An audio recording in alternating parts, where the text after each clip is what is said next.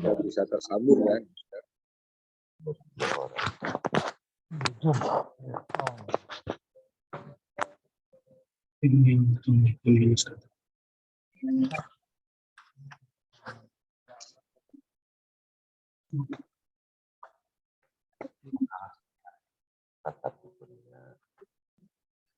Lagi keluar kota, lagi dakwah. Kan kemarin sehat. Bisa. Ya, misalnya, oke.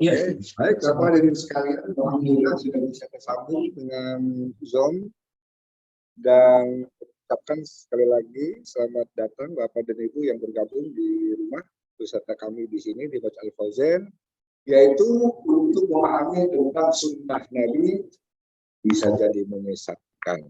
Oke, seperti apa sebenarnya?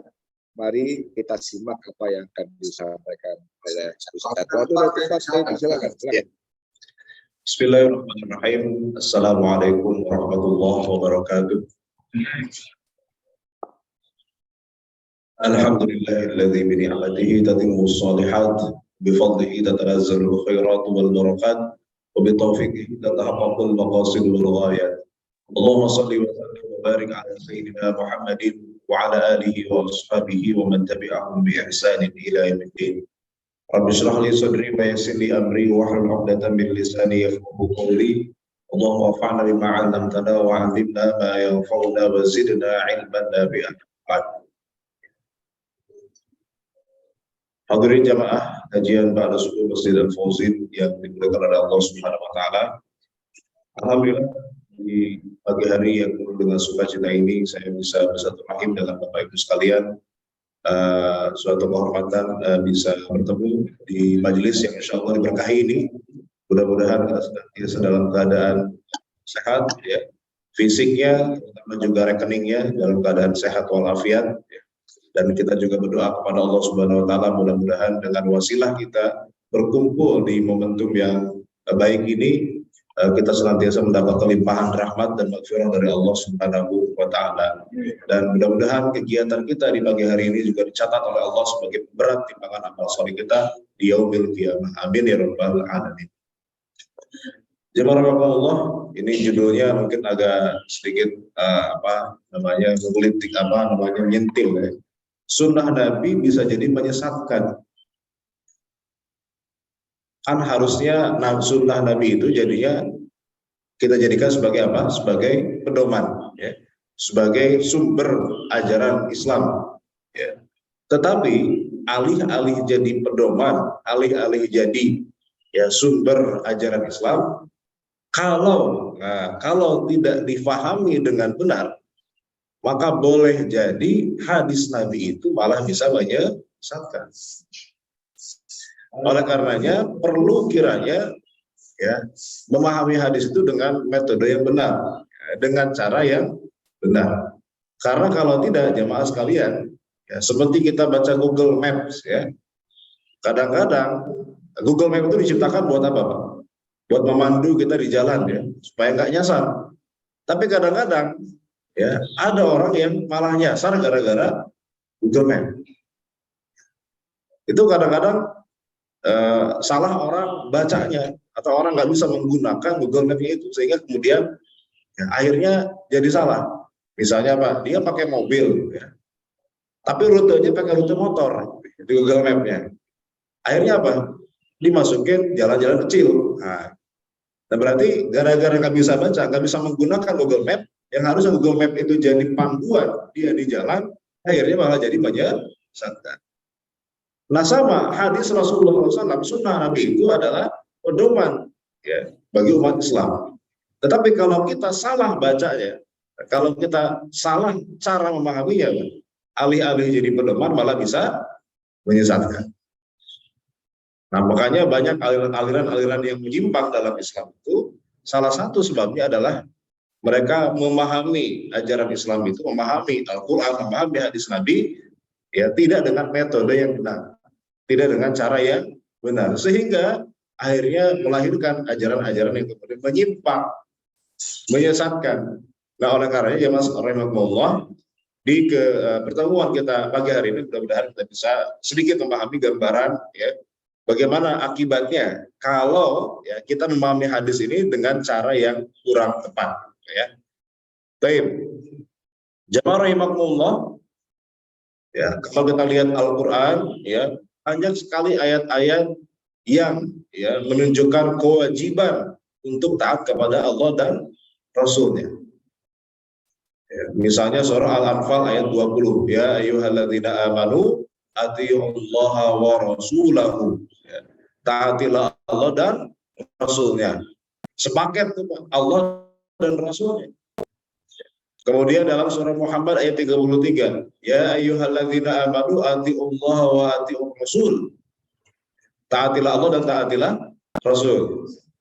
Al-Ahzab ayat 71, wa may yuti'illah wa rasulahu faqad faza fawzan 'azima.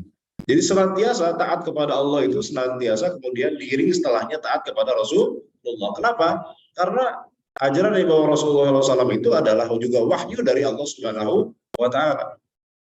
Kadang-kadang Pak ada sebagian yang menyimpang itu yang disebut dengan ingkar sunnah ya. Mereka itu hanya pengen ikut Quran saja, hadis itu nggak dipakai sama mereka. Makanya sholatnya cukup dengan berdoa saja di rumah, nggak perlu ke masjid, nggak perlu ruku, nggak perlu sujud, cukup berdoa, zikir. Nah, karena bakal di Quran nggak ada cara sholat tuh harus 4 rakaat, 3 rakaat, enggak. Yang penting sholat. Nah itu ingkar sunnah. Mereka alasannya apa? Alasannya Al-Quran itu dari Allah, sedangkan hadis dari Muhammad. Ya kita kan umat Islam itu kita hanya taati Allah saja, nggak perlu kita ambil perkataan Muhammad, itu perkataan manusia. Padahal orang yang ingkar sunnah, orang yang mengingkari sunnah juga berarti mengingkari Allah Subhanahu wa Ta'ala. Karena Al-Quran juga memerintahkan untuk taat kepada Rasulullah Shallallahu Alaihi Wasallam. Ya. Kemudian An-Nisa ayat 65, fala wa rabbika la yu'minuna hatta yuhaqqimuka fima shajara bainahum. Demi Allah, demi Tuhanmu, mereka tidak beriman sampai mereka menjadikanmu sebagai sumber hukum, referensi hukum atas apa yang menjadi perselisihan di antara mereka. Ya. Al-Ahzab 36, wa makana lil mu'minin wa la mu'minatin idza qadallahu wa rasuluhu amran ayyakuna lahumul khiyarah. Ya, tidaklah bagi seorang mukmin, bagi seorang mukminah ketika Allah dan Rasulnya telah menetapkan sesuatu hukum ya, maka tidak ada pilihan buat mereka kecuali mengikuti. Jadi perintah kepada taat kepada Allah juga berarti taat kepada Rasulullah Shallallahu Alaihi Wasallam. Bahkan dalam hadis Nabi juga banyak ya hadis-hadis yang kemudian memberitakan kita untuk bertamasuk berpegang kepada sunnah Rasulullah Shallallahu Alaihi Wasallam. Ya.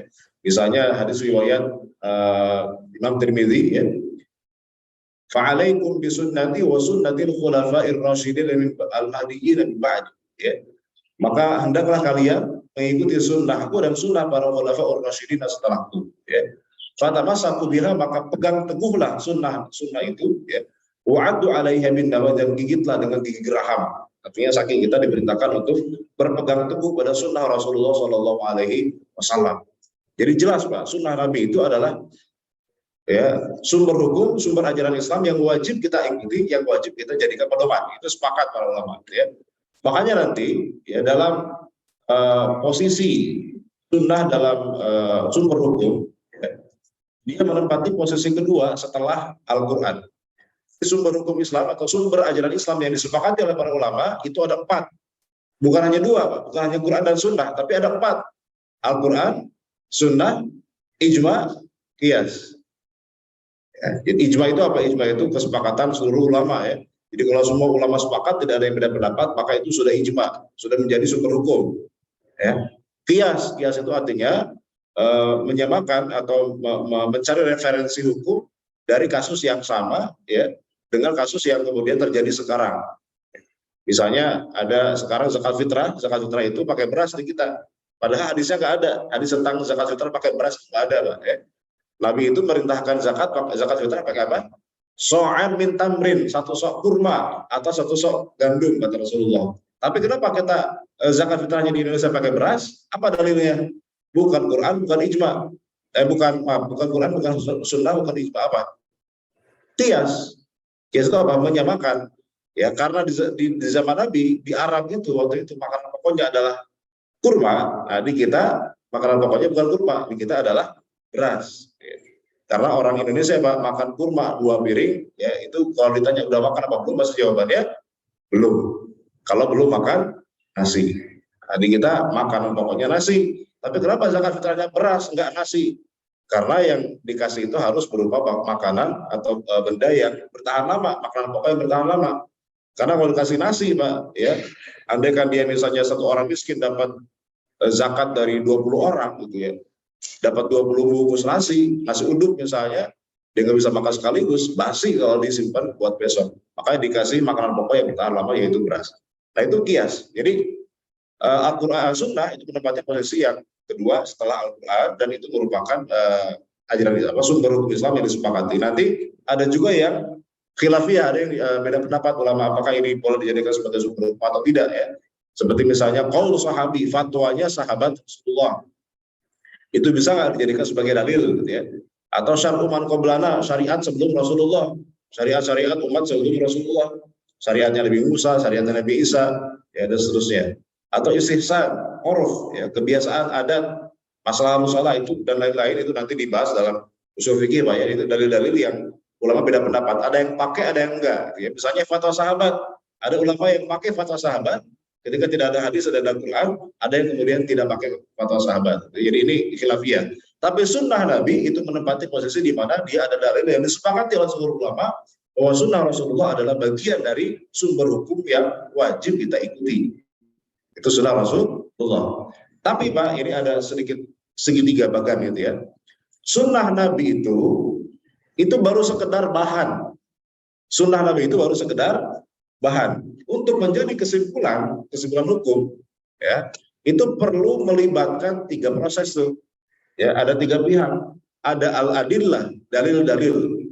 Dalil-dalil itu bahan-bahannya. Kemudian ada al-mustathmir atau al-mustadil atau al-mujtahid. Siapa itu? Ulamanya yang berijtihad, yang punya kapabilitas, yang kemudian nanti menyimpulkan hukum dari dalil-dalil yang ada. Kemudian yang ketiga ada kaifiyatul istisbar atau al-istidlal, yaitu metodenya. Apa metode yang digunakan oleh ulama untuk menyimpulkan hukum dari dalil-dalil yang ada. Jadi nggak sesederhana ada hadis kemudian jadi hukum, Pak, enggak. Ada prosesnya. Ya, siapa yang memproses, bagaimana cara memprosesnya. Kayak pabrik makanan, Pak, ya. Kita misalnya beli mie instan. Apakah mie instan itu tiba-tiba jadi begitu saja, Pak? Ya, dari misalnya telur, dari tepung terigu, kemudian tiba-tiba jadi mie instan. Nggak mungkin, Pak. Ada prosesnya. Ya, cari bahannya dulu, difilter dulu bahannya, mana yang layak, mana yang nggak layak, kan itu ya. Hadis pun demikian, Pak. Ada hadis yang sahih, ada hadis yang dhaif, difilter dulu. Setelah terkumpul hadis yang layak dijadikan dalil, baru kemudian diproses, ya. Di pabrik itu diproses, bagaimana caranya dimasak dan seterusnya, ya, dicampur-campur dengan bahan yang lain, ya. Kemudian baru dikemas, ya, baru kemudian sampai ke kita jadi produk yang sudah jadi, ya, tinggal santap. Itu namanya fikih. Jadi fikih itu sebetulnya adalah produk akhirnya. Kalau sudah dikemas, ya tinggal kita makan, itu sudah jadi fikih. Sunnah itu baru jadi baru sekedar bahan saja. Jadi kalau kita menemukan hadis ini baru bahan, ya, belum jadi hukum. Nah, hukum itu harus melibatkan pertama siapa yang memproses, siapa yang memahaminya, yaitu harus ada ulama, ya. Ya, yang kemudian yang kedua, bagaimana cara dia menyimpulkan hukum itu, dengan metodologi apa yang dia gunakan. Karena beda cara, beda hasil. Mungkin bahannya sama, Pak, tapi dengan metode yang beda, dengan cara yang beda, produknya jadi beda. Ya, nasi gitu, Pak, ya. Beras itu bahannya sama, bisa menjadi produk yang bermacam-macam, Pak, ya. Bisa jadi nasi goreng, bisa jadi lontong, ya. Bisa jadi apa lagi? Ya, banyak, ya. Lontong, nasi goreng, atau misalnya ya nasi liwet dan seterusnya, ya. Jadi macam-macam. Bahannya sama, tapi produknya bisa berbeda. Kenapa? Karena orangnya beda, caranya juga beda. Jadi nanti, Pak, kalau kita menemukan satu hadis, boleh jadi hadisnya sama, tapi kalau nanti produknya jadi beda nih. Ulama A mengatakan hukumnya halal, yang satu mengatakan ya haram. Padahal hadisnya sama. Kenapa? Karena metodenya yang digunakan berbeda. Ya, begitupun ulamanya juga berbeda. Makanya Pak, ya restoran yang mungkin cabangnya sama-sama restoran Padang misalnya, tapi kokinya yang beda, itu pasti rasanya juga kadang-kadang beda juga. Beda tangan, beda rasa. Ya, walaupun mungkin bahannya sama, cara masaknya sama, beda tangan, beda rasa. Itu makanan sama. Hadis itu juga begitu. Ya, siapa ulama yang memahami? Ya, boleh jadi hadisnya sama, metodologinya sama, tapi masih bisa jadi berbeda kalau misalnya ulamanya yang memahaminya juga berbeda. Nah, jadi Pak, tidak sesederhana kita baca hadis kemudian oh ini halal, ini haram, ini halal, ini wajib, ini makruh, ini haram, enggak. Ternyata ada proses dulu Pak untuk mencapai kepada keseluruhan hukum, ya. Tidak sederhana ada hadis, ini sunnah itu baru sekedar bahan saja. Dalil itu baru sekedar bahan. Kalau kita ibaratkan pabrik makanan, ya, bahan mentah, baru bahan mentah saja. Ketika menjadi hukum, nah berarti sudah menjadi produk, jadi. Nah, itu ada proses di situ, ya, melibatkan berbagai macam proses sehingga nanti ada. Makanya sekarang bagaimana cara yang benar sehingga menjadi produk yang layak pakai, menjadi produk yang layak untuk kemudian dikonsumsi gitu ya. Nah, maka harus ada cara yang benar dan siapa ulama yang kemudian menggunakan cara itu. Itu penting Pak, dua pertanyaan itu. Siapa ulamanya, kemudian bagaimana cara menyimpulkannya. Itu pertanyaan penting supaya kemudian memahami hadis itu menjadi benar. Tidak serampangan, tidak kemudian akhirnya malah menyesatkan tadi. Ya. Maka jemaah rahimahullah, sunnah Nabi itu apa sih sebetulnya definisinya?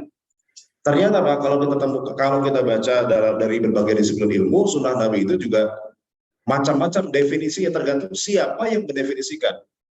Kalau sunnah Nabi dalam pengertian ahli hadis, ya, sunnah Nabi dalam pengertian ahli hadis, ulama ahli hadis, ya, ma uthira 'anil nabi sallallahu alaihi wasallam min qaulin aw fi'lin aw taqririn aw sifatin khalqiyyah aw khuluqiyyah aw siratin sawa'un kana qabla al-bi'tsati aw ba'daha. Apa artinya? Apa yang bersumber dari Rasulullah sallallahu alaihi wasallam berupa ucapan, perilaku, perbuatan atau takrir. Takrir itu artinya para sahabat melakukan sesuatu kemudian Nabi diam, tidak melarang, itu takrir ya. Aw sifat khalqiyah, atau bentuk fisik Rasulullah. Nah, Nabi itu rambutnya bagaimana ya, pakaiannya gimana, cara tidurnya bagaimana, cara makannya bagaimana. Aw khuluqiyah, atau perilaku Rasulullah, akhlaknya. Nabi itu rendah hati, Nabi itu misalnya sederhana dan seterusnya ya. Aw sirah, atau perilaku Rasulullah sehari-hari, sawa'un kana qablal bitsah, baik itu sebelum diutus sebagai rasul, aw ba'daha, atau setelah Nabi diutus sebagai rasul. Jadi sunnah Nabi dalam pengertian ahli hadis umum Pak. Pokoknya semua yang bersumber dari Rasulullah, baik sebelum beliau jadi Nabi atau setelah jadi Nabi, itu sunnah Nabi. Makanya makan dengan 3 jari itu sunnah Nabi atau bukan? Sunnah Nabi. Tapi apa hukumnya? Nah, itu belum ke sana Pak, karena ini sunnah Nabi masih dalam pengertian ahli hadis. Pokoknya semua yang bersumber dari Rasulullah SAW. Ya. Nah, yang kedua ada sunnah Nabi dalam pengertian ahli usul fikih atau usuliyun. Ya.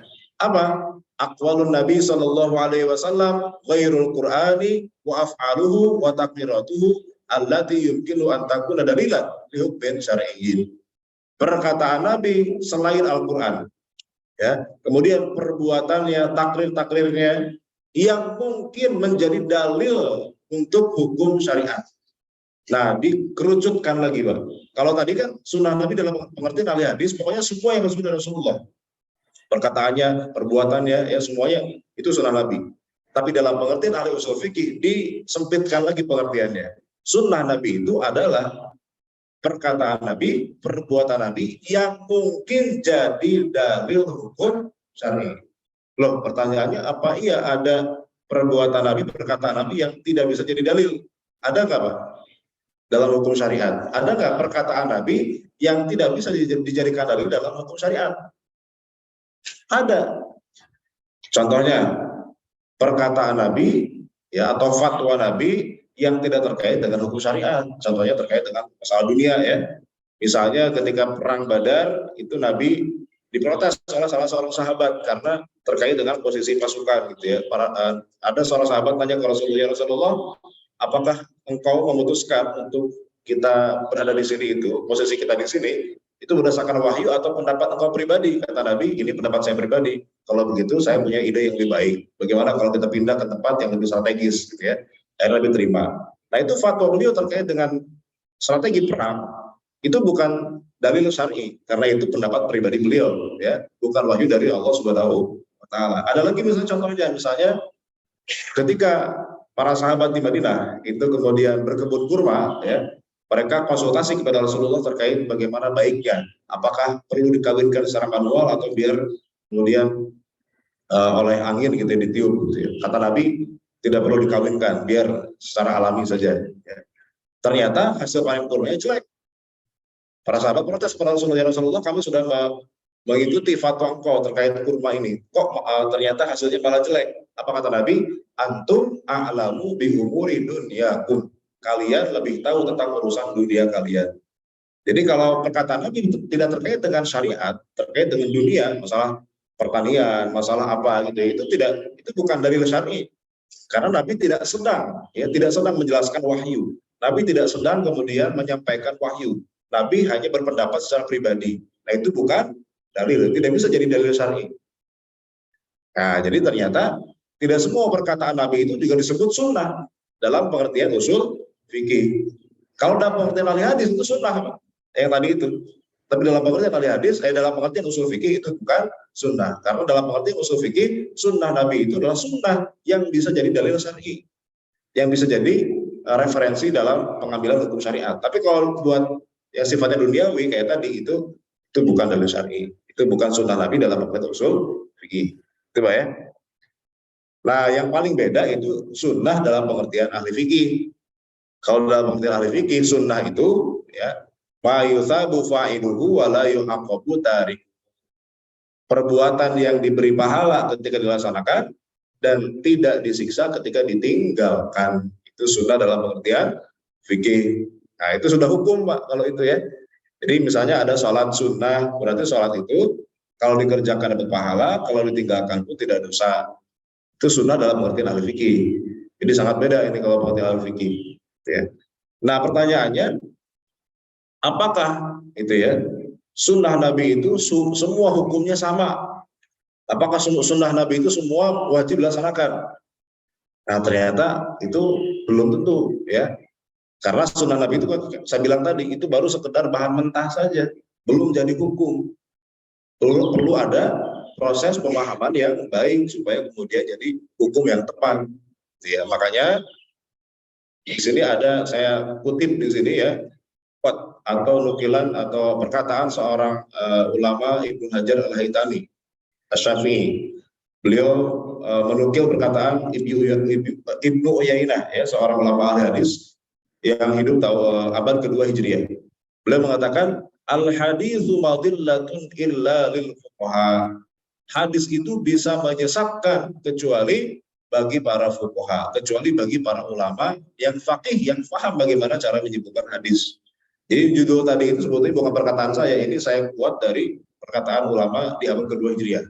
Hadis itu bisa menyesatkan, kata beliau, kata Sufyan bin Uyainah. Kecuali kalau orangnya paham, kalau orangnya faqih, kecuali bagi ulama yang memang dia paham bagaimana cara memahami sunnah dengan benar. Nah, bagi kita orang awam, hati-hati Pak, kalau tidak dengan cara yang benar, kita baca hadis malah bisa menyesatkan. Ini testimoni dari beliau, seorang ahli hadis di abad kedua Hijriah, yang hidup di abad kedua Hijriah, namanya Sufyan bin Uyainah. Ya.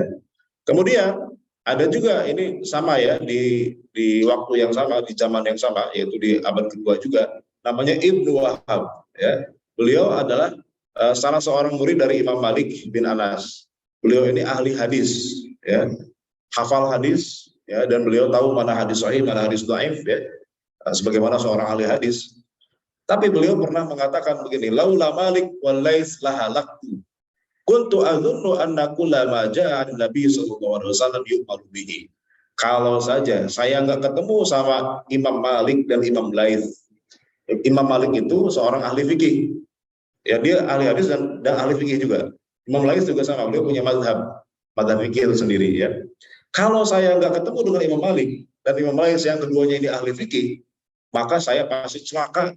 Kenapa? ya, karena dulu saya tahunya itu bahwa semua yang bersumber dari Rasulullah SAW itu harus diamalkan. Ternyata nggak semua. Ternyata tidak bisa semua hadis itu diamalkan. Saya dulu ya tahunya itu, kata Ibnu Wahab, ini seorang ahli hadis ya. Dulu saya tahunya itu semua yang bersumber dari Rasulullah itu harus diamalkan. Setelah saya ketemu Imam Malik yang ahli fikih, ketemu Imam Laits yang juga ahli fikih, ya, ternyata saya baru tahu, kata Ibnu Wahab, ternyata tidak semua hadis Nabi itu bisa diamalkan. Ada caranya, ada kemudian metodenya, ya. Karena nanti saya akan kasih contoh nanti di akhir, Pak, ya. Contoh-contoh hadis yang tidak bisa diamalkan secara tekstual, ya, harus ada bagaimana menyambungkan dengan dalil-dalil yang lain, dengan ayat Al-Quran, dengan hadis-hadis yang lain, ya. Dan seterusnya nanti kita akan bahas contohnya, Pak, ya. Jadi ini pengakuan ya seorang ahli hadis yang dulunya ya belum ngerti fikih, ketika belajar fikih ternyata baru tahu, ya. Jadi ternyata ya itu korelasi antara fikih dengan hadis, Pak. Jadi kalau orang cuma baca sunnah tapi nggak ngerti fikih, boleh jadi kesimpulannya jadi salah. Tapi kalau orang paham fikih, ya ketika baca hadis dia tidak akan baca dengan secara serampangan, dia akan ya pakai metode yang benar bagaimana cara memahami hadis. Ya. Rahimahullah, ini salah satu contoh ya kesalahpahaman terhadap hadis, yaitu ya baca hadis setengah-setengah, atau dia cuma comot hadis 1-2 saja dan tidak digabungkan dengan hadis-hadis yang lain. Maka nanti kesimpulannya bisa jadi salah. Ini contoh misalnya orang-orang Khawarij di masa itu, ya, di masa lalu. Orang Khawarij itu adalah orang yang suka mengkafirkan para sahabat Rasulullah. Orang yang berbeda dengan penafsiran mereka itu dikafirkan sama mereka. Ya. Apa? Mereka punya dalil, mereka punya hadis, mereka mengaku berpegang pada hadis, pada sunnah Nabi. Ya. Apa hadisnya? Misalnya mereka memahami hadis Nabi tentang la yadkhulul jannata qati'un, gitu ya. Tidak akan masuk surga orang yang memutus silaturahim. Tidak akan masuk surga orang yang memutus silaturahim. Mereka punya pemahaman, Pak, orang yang mengerjakan dosa besar itu pasti masuk neraka, sama dengan orang kafir, tidak akan masuk surga. Ya, jadi orang Muslim, Pak, tapi dia mengerjakan dosa besar, mabok, zina, judi, misalnya gitu ya, dia pasti masuk neraka udah, dan gak bakal diangkat ke surga, sama kayak orang kafir. Itu apa namanya pemahaman orang Khawarij. Apa dalilnya ini, Pak? Mereka pegang apa namanya, mengira mereka ikut hadis. Nah, hadis ini, la yadkhulul jannata qati'un, tidak akan masuk surga, kata Rasulullah. Hadis sahih. Tidak akan masuk surga orang yang memutus silaturahim. Hadis yang lain, la yadkhulul jannata qattatun, ya. Tidak akan masuk surga orang yang suka apa namanya, qattat, mencela, fitnah, dan seterusnya, ya. Ada yang kemudian yang berikutnya, marid da'a ila ghairi abihi wa huwa ya'lamu fal jannatu alaihi haramun. Siapa yang kemudian menisbatkan dirinya kepada yang bukan bapaknya, jadi membinkan kepada yang bukan bapaknya. Saya bin siapa gitu ya, padahal bukan bapaknya, maka haram baginya masuk surga, gitu ya. Ada lagi misalnya, la yadkhulul jannata man la ya'manu jaruhu bawa'iqahu. Tidak akan masuk surga orang yang tetangganya itu tidak merasa aman dari keburukannya. Jadi tetangganya itu keganggu mulu gitu ya. Dikit-dikit ya nyetel musik kencang gitu ya. Atau misalnya ya suka apa namanya, parkir apa namanya di depan rumah sehingga menutup akses orang mau keluar misalnya gitu ya. Nah, itu tidak akan masuk surga, kata Rasulullah. La yadkhulul jannata man la ya'manu jaruhu bawa'iqahu. Tidak akan masuk surga orang yang apa namanya, tetangganya itu tidak merasa aman dari keburukannya. Itu hadis riwayat Muslim, ya. Ada hadis yang lain, la yadkhulul jannata man kana fi qalbihi mithqalu dzarratin min, tidak akan masuk surga orang yang di hatinya ada setitik rasa sombong. Jadi kalau orang di hatinya ada setitik rasa sombong, maka tidak akan masuk surga. Nah, hadis-hadis ini, Pak, jadikan dalil oleh mereka, dicomot gitu ya, sesuka mereka. Kemudian mereka mengatakan orang yang mengerjakan dosa besar, ya seperti memutus silaturahim tadi ya, kesombongan, maka tidak akan masuk surga. Artinya mereka akan kekal abadi dalam neraka seperti orang kafir. Ini apakah pemahaman yang benar, Pak? Tentu Ahlus Sunnah wal Jamaah tidak mengatakan demikian. Ahlus Sunnah wal Jamaah mengatakan bahwa ya semua dosa ya itu bisa diampuni oleh Allah Subhanahu wa taala kecuali satu dosa syirik kalau orang tidak bertaubat. Innallaha la yaghfiru an yushraka bihi wa yaghfiru ma duna dzalika liman yasha wa may yusyrik billahi faqad iftara itsman 'adziman. Jadi Allah itu Maha Pengampun, semua dosa Allah ampuni ya ketika orang itu, bahkan ketika orang itu tidak bertobat boleh jadi Allah ampuni ketika kecuali itu dosa, yaitu dosa syirik. Dosa musyrik ketika dia tidak bertobat sebelum meninggal maka tidak akan diampuni dosanya oleh Allah Subhanahu wa taala. Tapi selain itu Allah ampuni meskipun dosa besar. Meskipun dosa besar. Misalnya Pak, ada dalam hadis Nabi itu jelaskan juga ada seorang wanita pezina. Seorang wanita berzina yang memang dia kerjanya sebagai pelacur. Tetapi suatu saat dia menemukan seekor anjing yang kehausan, dengan penuh keimanan, dengan rasa penyesalan, ya, dia kemudian mengharap rahmat dari Allah Subhanahu wa taala, dia berikan anjing itu air minum. Ya, dia ngambil air di sumur pakai sepatunya, ya, kemudian dia kasih ke anjing yang kehausan. Gara-gara itu, Pak, dengan satu kebaikan yang penuh dengan keimanan itu, Allah menghapuskan seluruh dosa-dosanya. Dia pun masuk surga. Ini pezina malah, bukan hanya sekali dua kali, setiap hari dia kerjanya berzina, tapi masuk surga hanya gara-gara ngasih minum seekor anjing. Nah, jadi bahwa tidak benar bahwa kalau orang mengerjakan dosa besar sudah pasti masuk neraka. Nah, ini tentu kesalahan fatal, gitu ya. Jadi memahami hadis hanya sepotong-sepotong, tidak menggabungkan dengan hadis-hadis yang lain. Ini juga bisa menghasilkan pemahaman yang keliru, Artinya tidak masuk surga dalam hadis ini bukan berarti tidak akan sama sekali masuk surga, ya. Tidak akan masuk surga, artinya tidak akan masuk surga langsung. Karena orang masuk surga itu ada yang langsung masuk surga, ada yang mampir dulu ke neraka. Tapi kalau dia muslim sudah pasti masuk surga. Ya. Nah, yang berikutnya, contoh berikutnya, Pak. Ini orang-orang Murji'ah, ini kebalikan dari Khawarij. Orang Murji'ah mereka meyakini, Pak, orang mau dosa, ya, yang penting dia meyakini la ilaha illallah sudah pasti masuk surga, tidak akan masuk neraka. Yang penting kuncinya la ilaha illallah, mau dia judi, mau dia dosa, mau dia zina, ya. Pokoknya dia meyakini dalam hati la ilaha illallah, maka pasti masuk surga, tidak akan masuk neraka. Man mata, hadisnya ada.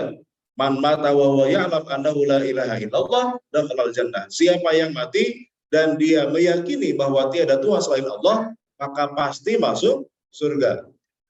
Nah, maka orang Murji'ah dengan hadis ini, Pak, dengan modal satu hadis ini, mereka memahami, ya, Abu Bakar, ya, orang yang soleh, orang yang alim, ya, dengan orang yang berzina sekalipun, ya, imannya sama, ya, di akhirat mereka semua masuk surga, tidak akan ada yang masuk neraka selama mereka meyakini tidak ada Tuhan selain Allah. Jadi orang Murji'ah itu menyamakan antara Abu Bakar dengan wanita berzina. Nah, padahal itu pemahaman yang salah juga. Ini kebalikan dari Khawarij tadi. Kalau orang Khawarij, pokoknya dia bikin dosa, otomatis auto kafir, gitu ya. Kalau bahasa anak sekarang, ya, auto neraka. Kalau misalnya dia dosa besar. Tapi orang Murji'ah sebalikannya. Yang penting dia tahu la ilaha illallah, ya, mati dalam keadaan berdosa, tetap masuk surga dan tidak akan masuk neraka. Nah, Ahlussunnah wal Jamaah itu tengah-tengah, ya. Artinya memang benar hadisnya begitu. Siapa yang meninggal dan dia yakin bahwa tiada Tuhan selain Allah pasti masuk surga. Tapi belum masuk surganya iya pasti. Ya, tapi urusan apakah mampir dulu di neraka atau tidak, nah, itu yang nggak pasti. Itu tergantung nanti hisabnya. Kalau nanti dihisab misalnya amal baik yang lebih banyak daripada amal buruknya, masuk surga langsung, ya, nggak perlu masuk neraka dulu. Kalau ternyata nanti dihisab, ya, amal buruknya lebih banyak daripada amal baiknya, nah itu mungkin mampir dulu ke neraka. Ada yang mungkin setahun 2 tahun, ada yang seminggu, ada yang 100 tahun, 2000 tahun, gitu ya. Naudzubillah min dzalik. Baru kemudian masih nanti diangkat ke surga kalau dia seorang muslim dan meyakini la ilaha illallah. Itu yang dipahami oleh Ahlussunnah wal Jamaah, ya. Nah, ini salah satu contoh, ya. Kemudian contoh yang lain, ya. Ini contoh hadis yang bisa salah paham ketika tidak dipahami dengan benar. Contohnya adalah memahami hadis yang tidak tuntas, ya. Misalnya, ya, hanya memahaminya secara tekstual saja, tidak melihat konteksnya. Misalnya hadis tentang larangan untuk menghadap kiblat ketika buang hajat. Apa kata Nabi? Idza ata ahadukum al-ghaid fala yastaqbil al-qiblah wala yuwalliha zuhra. syarriqu aw gharribu. Kata Nabi, kalau kalian buang hajat, maka jangan menghadap kiblat atau membelakangi kiblat, tapi menghadaplah ke timur atau ke barat. Syarriqu aw gharribu. Jadi perintah Nabi ketika buang hajat menghadap kemana? Ke timur atau ke barat. Supaya apa? Tidak menghadap atau membelakangi kiblat. Nah, itu berlaku buat orang Madinah, buat orang Arab. Karena orang Madinah itu, mereka kan sebelah utaranya Mekah. Kiblat mereka itu sebelah selatan. Maka supaya tidak menghadap ke kiblat atau membelakangi kiblat, berarti menghadapnya ke timur atau ke barat. Tapi kalau kita di Indonesia, Pak, kita nggak bisa mengamalkan hadis ini, Pak. Ya. Syarriqu aw gharribu, kata Nabi, menghadaplah ke timur atau ke barat kalau buang hajat. Nah, kita malah menghadap ke barat itu menghadap kiblat, ya. Menghadap ke timur berarti membelakangi kiblat. Nah, berarti ini hadis tidak bisa dipahami secara tekstual. Pahami konteksnya bahwa perintah Nabi untuk menghadap ke timur atau ke barat itu adalah apa? Supaya tidak menghadap kiblat atau membelakangi kiblat. Tadi kita di Indonesia nggak bisa menghadap ke timur atau ke barat karena posisinya berbeda. Nah, kita berarti kemana menghadapnya, Pak? Supaya tidak menghadap atau membelakangi kiblat. Berarti ke utara atau ke selatan. Dan itu pun hadis ini berlaku bagi orang yang buang hajat di tempat terbuka. Karena di zaman Nabi itu orang-orang buang hajat itu di sahra, di padang pasir, belum ada toilet, belum ada. Jadi Nabi itu ada WC di rumah, tapi buat mandi. Kalau buang hajat di mana, Pak? Nabi dan para sahabat itu. Mereka nyari tempat sepi di padang pasir malam-malam, Pak, tempat rendah gitu ya, yang nggak kelihatan orang. Disitulah mereka buang hajat. Nah, ketika itu kan berarti buang hajat di tempat terbuka ya, maka tidak boleh menghadap kiblat atau membelakangi kiblat. Tapi kalau tempat tertutup, seperti kita kan di WC, ya, toilet, itu nggak masalah menghadap kiblat atau membelakangi kiblat, nggak ada masalah karena tempatnya tertutup. Nah, itu cara memahami hadis kalau tidak benar maka bisa jadi salah paham ya. Ada lagi misalnya contoh hadis yang tidak bisa diamalkan karena ternyata mansuh. Mansuh itu artinya hadis itu sudah dihapus, sudah diupdate, ada update terbaru lagi gitu ya. Misalnya ada hadis dari Sayyidina Utsman, ya tawaddu kama yatawaddu lis-shalah wa yaghsilu dzakarahu. Jadi ada seorang sahabat yang bertanya kepada Sayyidina Utsman ya, bagaimana kemudian kalau orang itu jima tapi tidak sampai keluar air mani, apakah harus mandi atau cukup berwudu saja? Apa kata Sayyidina Utsman? Saya mendengar dari Rasulullah SAW bahwa cukup berwudu saja, tidak perlu mandi. Jadi kalau ada suami istri, hubungan suami istri kemudian tidak sampai keluar air mani, maka cukup berwudu, tidak harus mandi. Ini hadis-hadis sahih riwayat Imam Bukhari, ya, hadis sahih ini. Tapi hadis ini, Pak, diamalkan apa enggak? Ini hadis tidak diamalkan, tidak bisa diamalkan. Kenapa? Hadis sahih. Karena hadis ini telah mansuh. Apa itu mansuh, Pak? Mansuh itu ternyata ada hadis terbaru yang kemudian menganulir hukum yang sebelumnya, itu namanya nasakh, mansuh ya. Jadi kan di masa Nabi itu kan ada update, selalu ada update, Pak ya. Jadi kadang-kadang ada hukum yang kemudian diupdate lagi dengan hukum yang terbaru. Itu namanya nasikh mansuh, karena kan masih proses pensyariatan ya. Syariat masih terus turun ya, sehingga kadang-kadang ada update terbaru yang boleh jadi menghilangkan hukum yang sebelumnya. Nah, sama hadis ini ternyata adalah ya hadis yang sudah lama hukumnya, dan sudah ada hadis yang terbaru yang merevisi ya, yang kemudian menjadi updatean terbaru dari hadis ini ya. Hadis apa ini? Hadis riwayat Bukhari Muslim. Idza jalasa baina syu'abihal arba wa masal khitanul khitana faqad wajibal ghusl. Kalau orang berjima, suami istri berjima berhubungan badan dan khitan ketemu khitan, maka sudah wajib mandi. Khitan ketemu khitan itu walaupun tidak sampai keluar air mandi ya, wajib mandi. Nah, ini yang terbaru.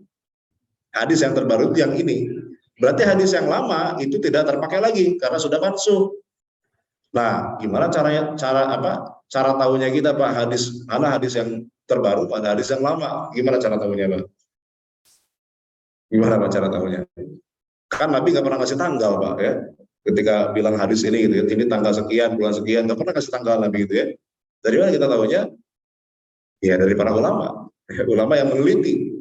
Ulama ahli hadis, ulama ahli fikih itu diteliti mana hadis yang terbaru, mana hadis yang belakangan, diteliti gitu ya. Nah, kemudian ternyata kalau sudah ketemu tuh kronologisnya, berarti hadis, kalau ada dua hadis yang sama-sama sahih, kemudian yang bertentangan gitu ya, maka berarti hadis yang lama ini telah dihapus hukumnya dengan hadis yang terbaru, namanya nasikh mansukh. Nah, itu tidak bisa kita ketahui kalau cuma kita baca hadisnya doang, Pak. Kita harus baca penjelasan dari para ulama yang telah meneliti hadis itu. Jadi tidak sesederhana kita baca hadis, oh berarti hukumnya begini, enggak ya. Harus lengkap dengan penjelasan dari para ulama.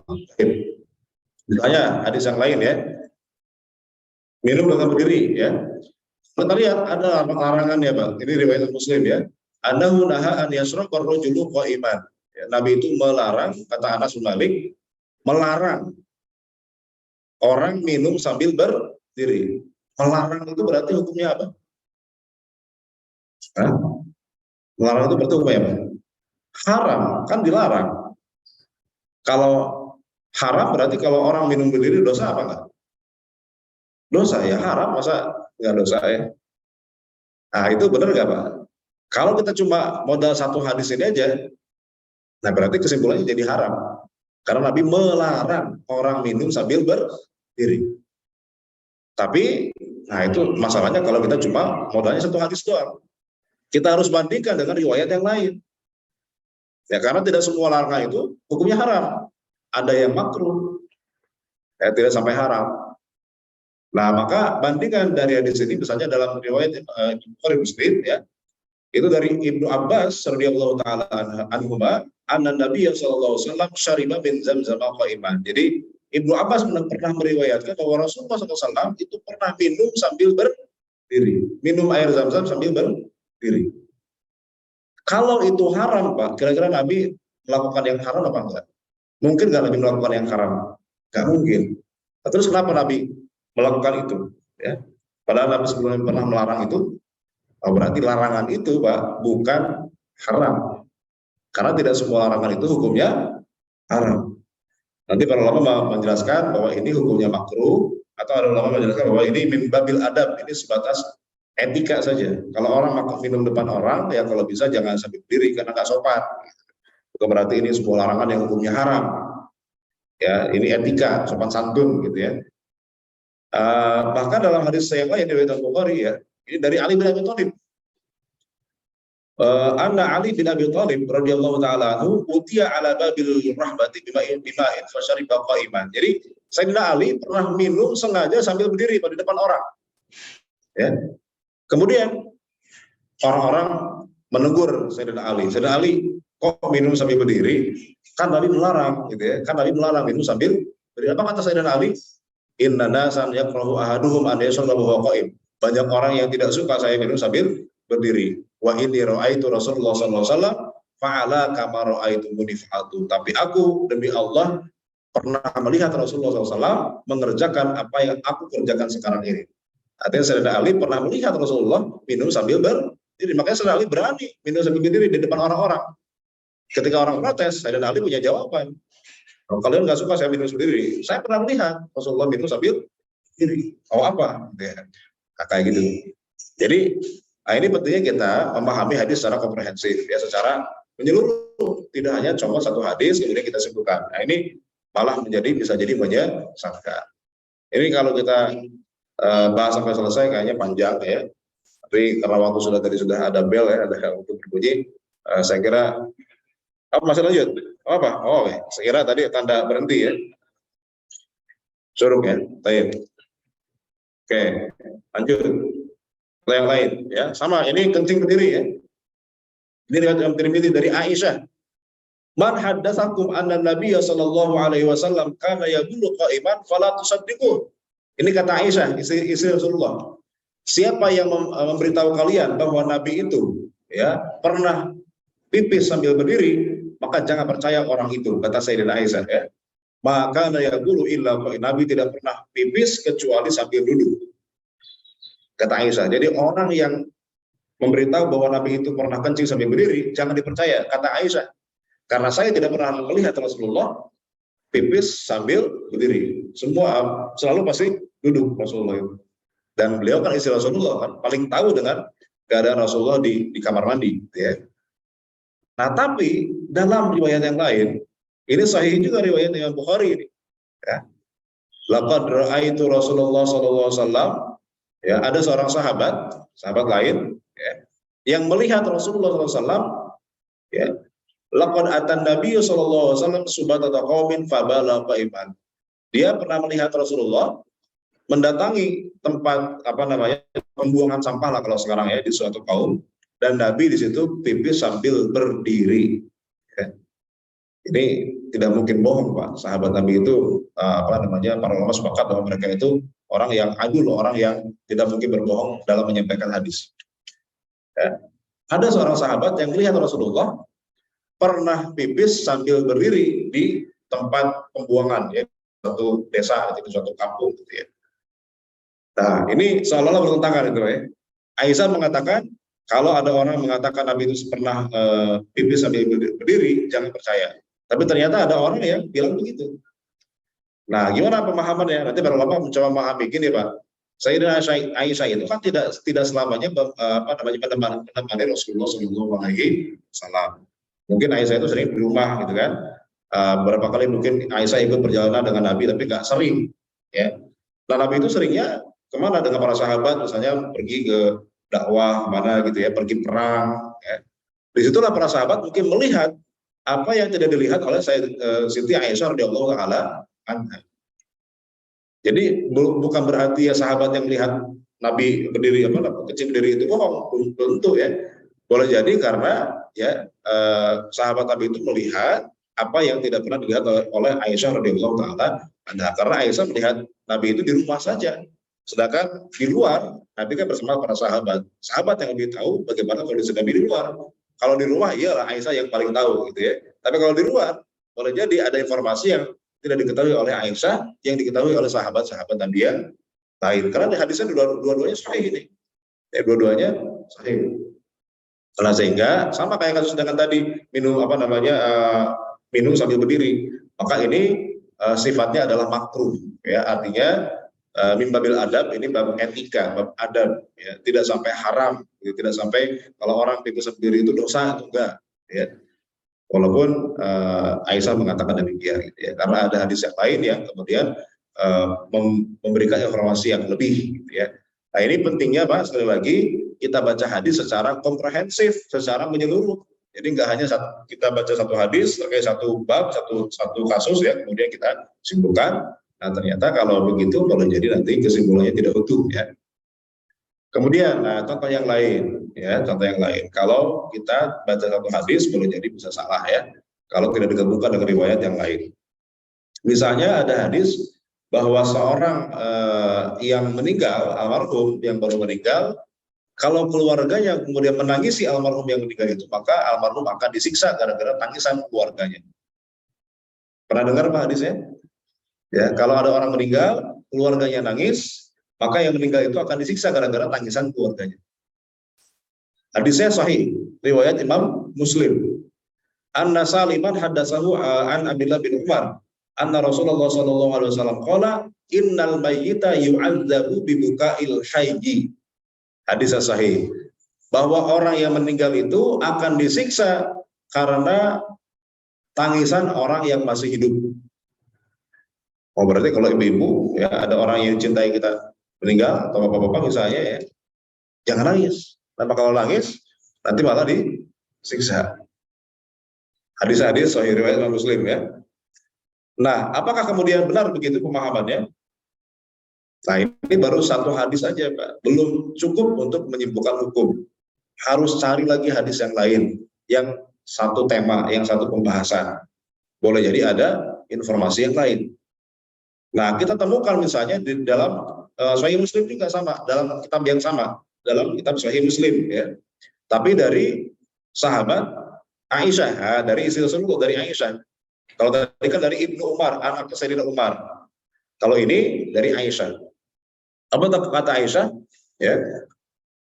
Al-mayyitu yu'adzabu bika'ali. Jadi Aisyah itu pernah kemudian disampaikan berita bahwa Ibnu Umar pernah mengatakan begini. Ya Aisyah, Ibnu Umar pernah mengatakan bahwa orang meninggal itu akan disiksa gara-gara tangisan orang hidup. Apa kata Aisyah? Aisyah mengomentari perkataan Ibnu Umar, ya. Rahimallahu Aba Abdurrahman. Mudah-mudahan Allah merahmati, mudah-mudahan Allah memberikan rahmat kepada Ibnu Umar, ya. Sami asyai'an malam yahfadhu. dia mendengar sesuatu tapi dia tidak berhasil menghafalnya. Ya, jadi Aisyah itu menolak atau membantah perkataan Ibnu Umar. Apa kata Aisyah? Innama marrat ala Rasulillah sallallahu alaihi wasallam janazatun yahudiyyun wa hum yabkuna alaihi faqala antum tabkuna wa innahu la yu'adzab. Jadi Aisyah ternyata punya informasi yang lebih lengkap daripada Ibnu Umar. Aisyah mengatakan Ibnu Umar itu salah. Kenapa? Ibnu Umar itu mendengar sesuatu dari Rasulullah tapi nggak lengkap. Dia nggak tahu konteksnya, kata Aisyah. Apa kata Aisyah? Waktu itu Nabi sedang berdiri, tiba-tiba ada lewat jenazah orang Yahudi. Kemudian keluarganya menangisi orang Yahudi itu yang telah meninggal itu. Apa kata Nabi? Kalian menangis padahal dia disiksa. Antum tabkuna wa innahu la yu'adzab. Kalian menangis padahal dia disiksa. Jadi Nabi mengatakan itu konteksnya adalah ketika ada jenazah orang Yahudi lewat, ya kemudian keluarganya menangisi jenazah itu. Nabi mengatakan kalian menangis padahal dia disiksa. Disiksanya karena apa, Pak? Karena menangis atau karena dia Yahudi? Karena dia meninggal dalam keadaan kafir Yahudi. Itu maksud perkataan Nabi itu. Nah, Aisyah punya informasi lebih lengkap. Nah, sedangkan Ibnu Umar itu mungkin dengar gitu ya, sayup-sayup gitu mungkin ya. Nah, dan dipahami ternyata kata Aisyah ini salah paham. Ibnu Umar salah paham gitu ya.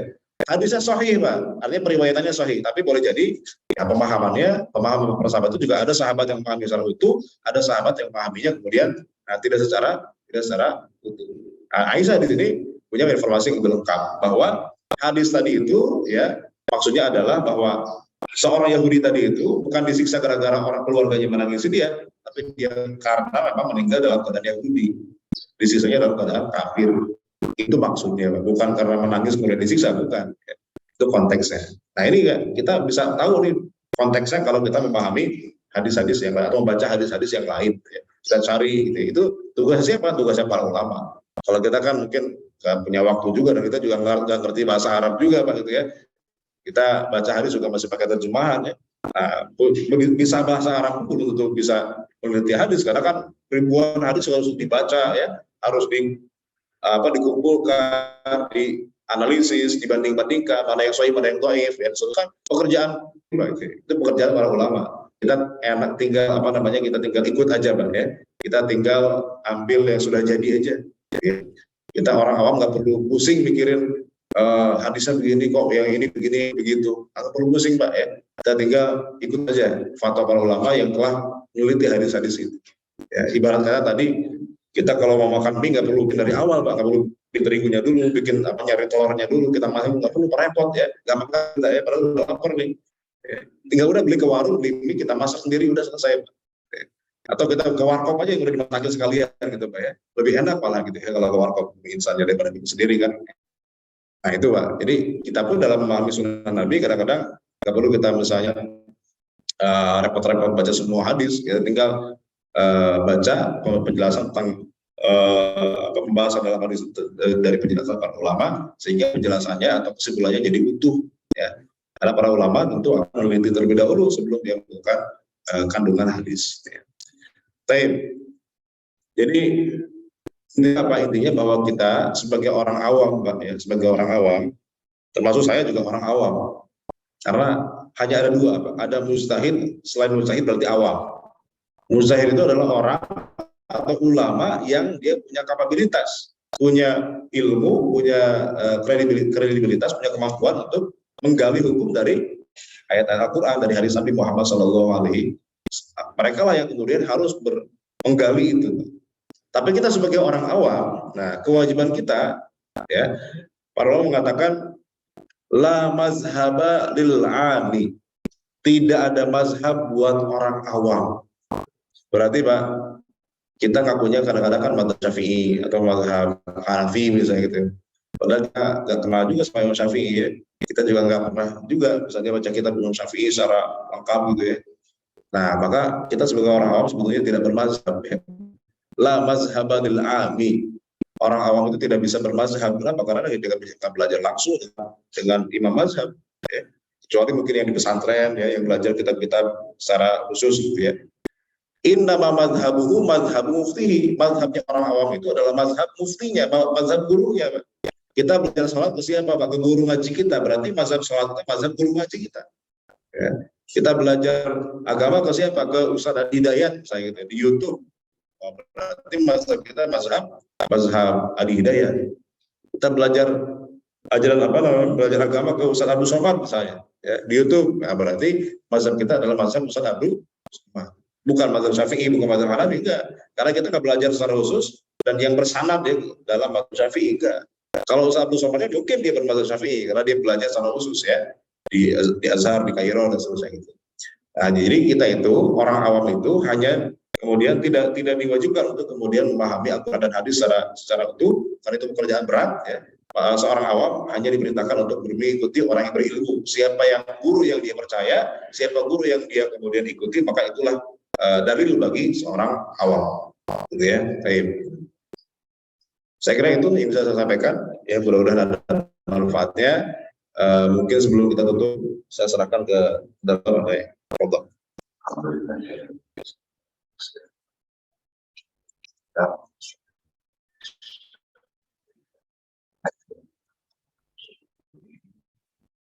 Sudah itu semua.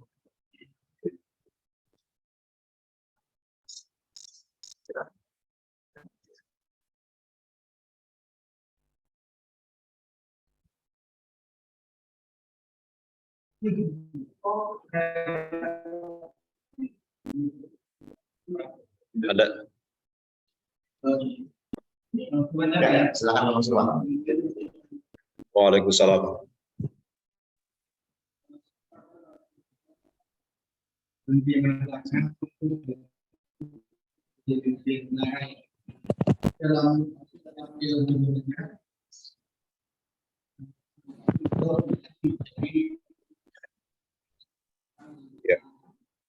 Ya.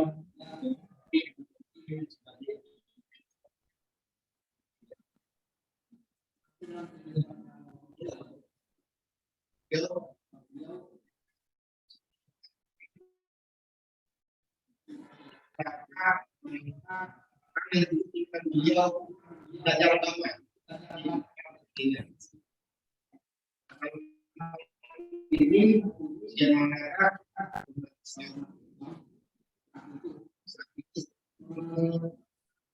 menjayai beliau karena ini komunitas sekarang menjayai kemudian agama Baik. Ya. Jadi memang betul ya, Rasulullah SAW itu ketika di Madinah beliau tidak lagi sempat berdagang ya, karena beliau sebagaimana di Mekah ya, karena bahkan setelah di Mekah pun ketika Nabi diutus sebagai Rasul, Nabi juga tidak sempat lagi untuk berdagang. Nabi itu berdagang ketika sebelum diutus sebagai Rasulullah ya, dengan katanya Khadijah yang kaya raya dan seterusnya ya. Nah, tapi ketika di Madinah apalagi beliau tentu tidak punya kesempatan lagi, tidak punya waktu lagi untuk berdagang ya, karena beliau fokus untuk menjalankan misinya untuk berdakwah ya. Nah, makanya bagaimana kehidupan Rasulullah secara ekonomi waktu itu ya, dan bagaimana misalnya para sahabat menopang kehidupan Rasulullah. Jadi terus sekalian ya, Nabi itu haram menerima sedekah. Ya, Nabi itu haram, Nabi dan keluarganya haram menerima sedekah. Tapi beliau menerima hadiah. Ya, kemudian Nabi juga terima dari 1/5 dari rampasan perang. Jadi kalau ada perang, ya kemudian nanti maka bagian itu diberikan sebagian kepada Rasulullah dan keluarganya. Lalu kemudian sisanya diberikan kepada para sahabatnya. Tapi Nabi tidak menerima sedekah.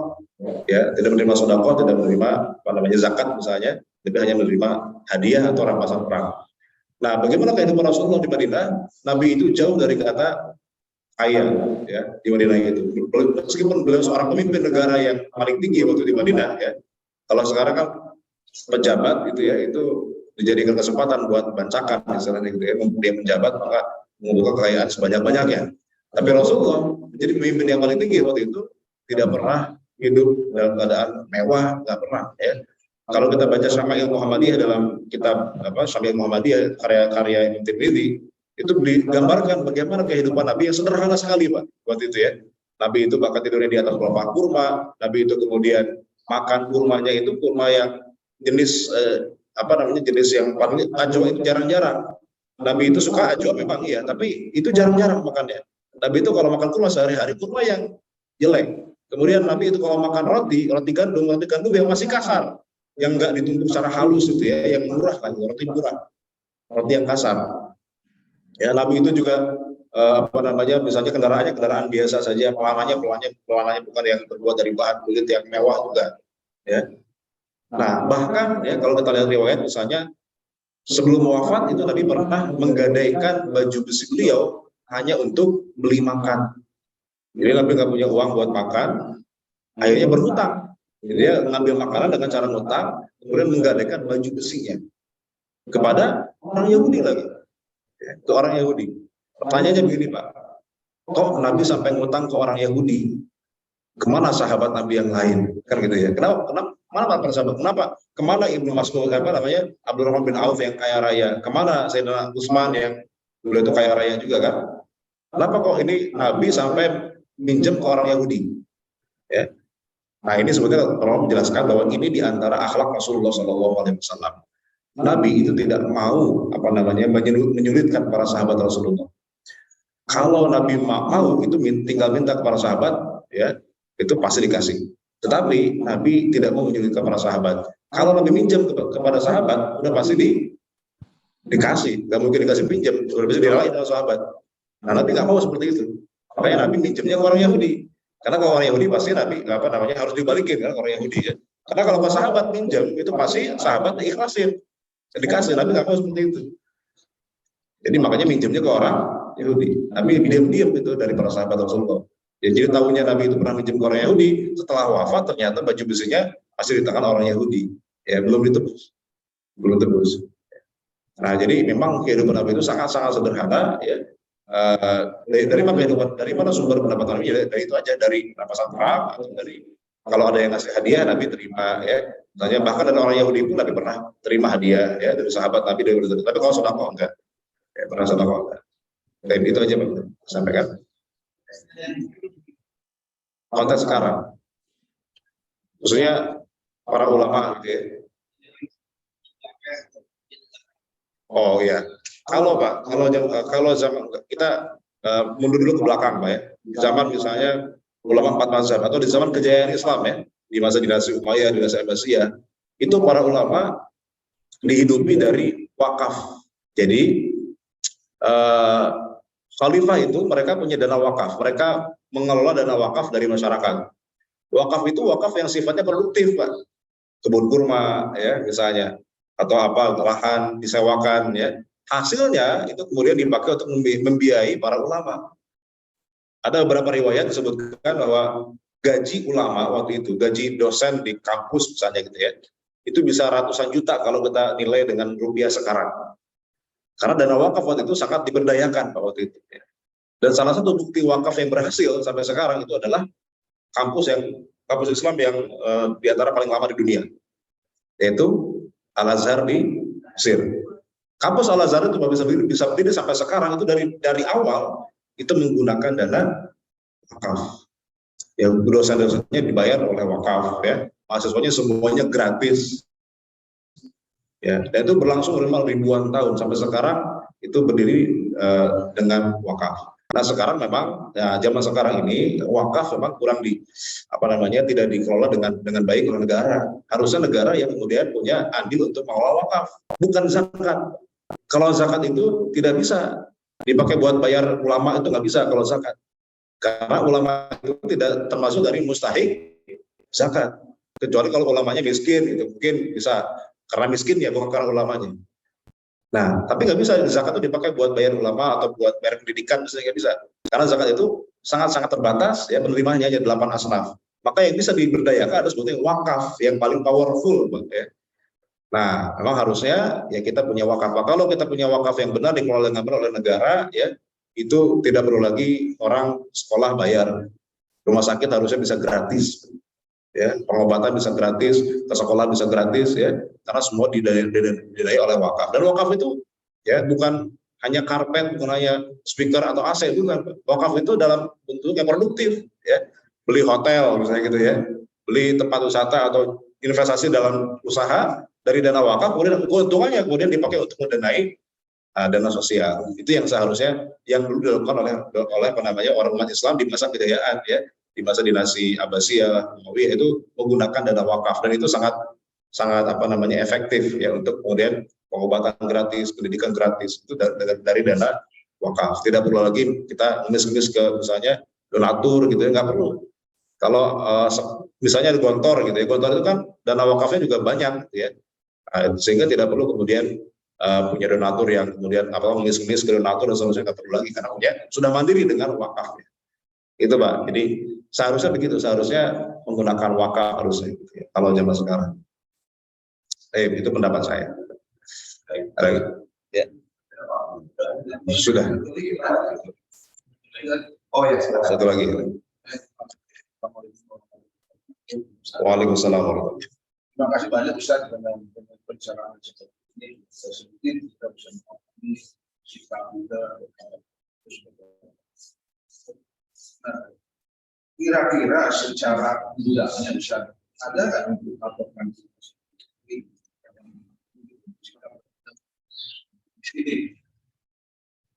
Saya lihat juga banyak.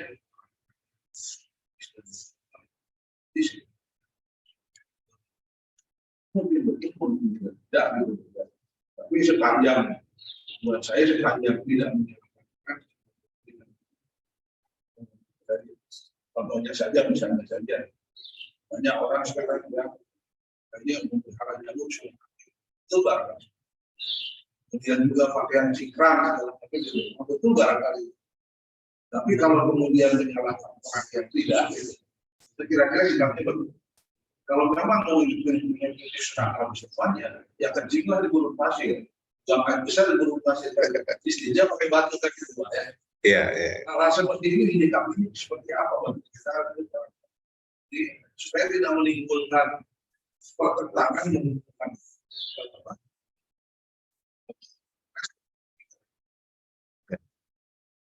Memang ini jadi masalah gitu ya, ketika ada sebagian orang yang kemudian mohon maaf ini kurang tepat, kurang bijak ketika dalam beragama gitu ya. Ada suatu jargon, misalnya kembali kepada Quran dan Sunnah. Itu jargon yang sangat bagus. Kembali kepada Quran dan Sunnah itu memang seharusnya begitu. Tetapi ini kalau kemudian perkataan ini ya ditujukan kepada orang awam, ya harus kembali kepada Quran dan Sunnah. Semua umat Islam harus kembali kepada Quran dan Sunnah. Artinya nggak perlu kita pakai pendapat ulama, ya nggak perlu kita baca kitab fikih misalnya, nggak perlu kita ikut ulama 4 mazhab. Yang penting kita langsung saja kepada Quran dan Sunnah, karena itu sumber hukum kita. Maka ini jadi sesat dan menyesatkan. Para ulama sepakat bahwa orang awam, ya dalil bagi orang awam adalah bukan Quran dan Sunnah, bukan. Dalil bagi orang awam adalah fatwa dari seorang ulama. Fatwa dari guru. Dalil Quran dan Sunnah itu menjadi dalil bagi orang yang mampu untuk menggali hukum dari Quran dan Sunnah. Itu siapa? Para ulama. Nah, makanya mungkin nggak jadi beda pendapat gara-gara kemudian Quran dan Sunnah itu? Mungkin nggak Pak? Sangat mungkin sekali. Karena pertama siapa ulamanya, bagaimana tadi cara menyimpulkan hukumnya. Maka beda pendapat itu hal yang biasa. Ya, misalnya tadi ada yang cingkrang, ada yang enggak. Itu hal yang biasa. Dari dulu juga sudah beda pendapat, para sahabat Nabi juga beda pendapat. Ya. Nah, asalkan siapa yang beda pendapat itu saja. Kalau ulama yang beda pendapat itu rahmat. Ya, karena kita bisa percaya ulama itu semua berilmu gitu ya. Kita tinggal ikuti saja yang mana yang menurut kita yang paling kemudian kita bisa ambil ya. Yang jadi masalah adalah kalau yang beda pendapat adalah orang awamnya gitu ya, di medsos, di Facebook ya, saling caci maki gitu ya, padahal orang awam nggak tahu apa ya, baca Quran pun ya belum tentu bisa juga gitu ya, padahal tapi sudah debat masalah kunut, debat masalah ini ya sampai mencaci orang. Nah itu yang jadi masalah. Itu tinggalkan debat seperti itu ya. Kalau debatnya antara para ulama itu baik, tapi debat antara orang awam, nah hindari ya. Nah, jadi kita sebagai orang awam, sikap yang paling hati-hati, sikap yang paling aman, kata para ulama adalah tinggal ikut saja penjelasan dari para ulama terkait dengan bagaimana suatu hadis, bagaimana suatu ayat, ya, bagaimana penafsirannya, bagaimana syarahnya, penjelasannya, bagaimana sababul nuzulnya, bagaimana sababul wurudnya, bagaimana konteksnya, itu semua sudah ada informasinya dari para ulama. Kita tinggal ikuti saja sebagai orang awam, ya. Kemudian kalau ada yang berbeda, tidak perlu juga kita kemudian sampai harus menyalahkan, dan selama itu masih perbedaan yang dibolehkan, ya. Kalau kita bicara perbedaan, Pak, dari zaman Nabi para sahabat sudah beda pendapat, ya. Ada 2 orang sahabat Nabi, mereka jalan di suatu perjalanan, di tengah padang pasir mereka mau sholat, nggak ada air, akhirnya mereka sholat pakai tayamum, dua-duanya sholat. Kemudian setelah sholat selesai, mereka jalan lagi, ketemu air, Pak. Waktu sholat masih ada. Itu beda pendapat tuh. Ada yang satu kemudian mengatakan, wah, nggak perlu diulang lagi karena tadi kan sudah sah sholatnya pakai tayamum. Yang satu mengatakan, oh kan sekarang baru ketemu air nih, ya, maka kita harus ulang lagi sholatnya. Jadi yang satu ngulang sholat, yang satu nggak ngulang sholat. Semua punya argumentasi sendiri-sendiri. Datanglah ke Nabi, dilaporkan mana yang benar, kata mereka berdua itu, ya. Apa kata Nabi? Kamu yang sholat yang ngulang, lakal ajru marratan, kamu dapat 2 pahala. Oh, berarti yang tidak mengulang tadi salah dong. Apa kata Nabi? Asabta sunnah. Yang kamu yang nggak ngulang itu kamu sudah benar sesuai sunnahnya. Dua-duanya benar ternyata. Ya. Jadi perbedaan pendapat itu tidak mesti yang satu benar yang itu salah, nggak mesti. Ya. Maka yang tadi betul yang paling bijak adalah bagaimana cara menyikapinya. Kalau kita lihat para ulama zaman dulu sangat luar biasa bijaknya dalam menyikapi perbedaan pendapat, ya. Misalnya yang terbaru lah tahun 2014 kemarin, Imam Masjidil Haram, ya, siapa namanya, Syekh Sudais, itu pernah diundang ke Indonesia, ya, di Istiqlal, jadi imam sholat Jumat tahun 2014. Itu ketika jadi imam sholat Jumat di Istiqlal, beliau itu kan sehari-hari kalau di sana di Saudi itu baca basmalahnya sir, pelan. Ketika beliau jadi Istiqlal, tiba-tiba keras baca bismillahnya. Orang-orang pada kaget, loh, biasanya sir kan, tiba-tiba jahar. Apakah saya sudah satu kemudian pindah mazhab atau gimana, gitu, ya?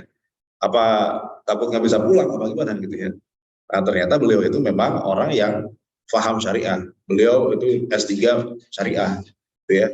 Nah, jadi paham bahwa di Indonesia itu kebanyakan mazhab Syafi'i yang basmalahnya jahar, maka beliau menghargai itu. Maka ketika jadi imam di Indonesia, beliau menjaharkan itu seni berbeda pendapat yang baik, yang bagus, gitu, ya. Itu kalau orang tahu ilmunya.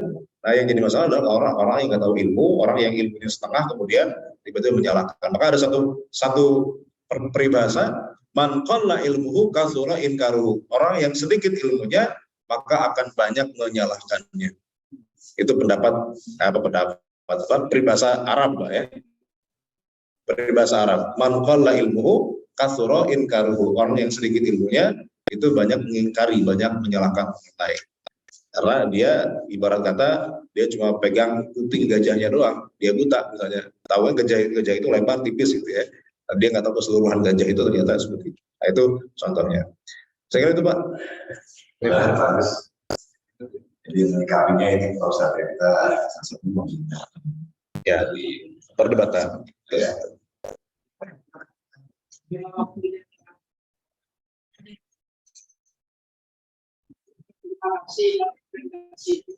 Ya. Iya, betul.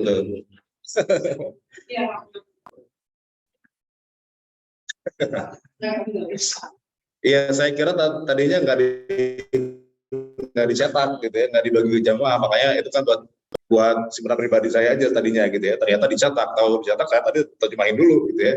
Nah, nanti mungkin di nyusul insyaallah saya terjemahkan, saya kasih lagi, ya, insyaallah. Ya. Siap. Ini sebetulnya buat contekan saya aja sebetulnya, makanya saya nggak terjemahkan, gitu, ya. Nanti kalau mau dicetak lagi bisa terjemahkan lagi. saya lagi kalau saya mungkin cukup kali, ya, Pak Ustadz, ya. Itu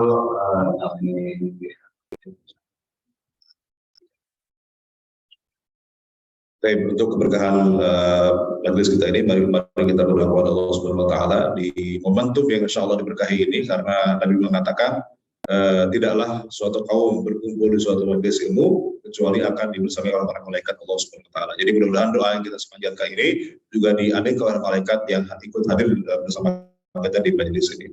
Bismillahirrahmanirrahim. Alhamdulillahirabbil alamin. Hamdan syakirin hamdan na'imin la yuwafi ni'amahu wa yukafi mazidah. Ya rabbana lakal hamdu kama yanbaghi li jalali wajhikal karim wa 'azimi sultanik. Allahumma shalli wa sallim wa barik ala sayyidina Muhammad wa ala ali sayyidina Muhammad. Allahumma inna nas'aluka al-huda wa tuqa wal 'afafa wal ghina. Allahumma inna nas'aluka 'ilman nafi'an wa 'amalan mutaqabbalan wa rizqan thayyiban.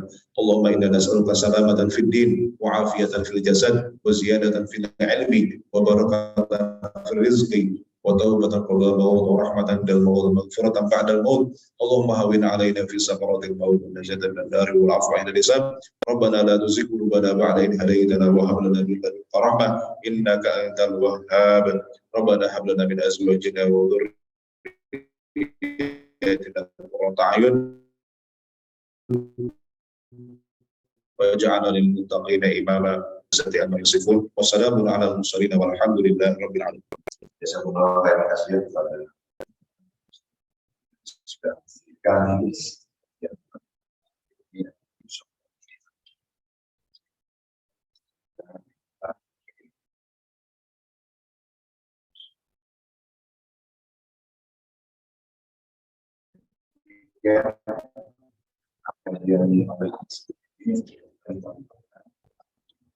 Assalamualaikum.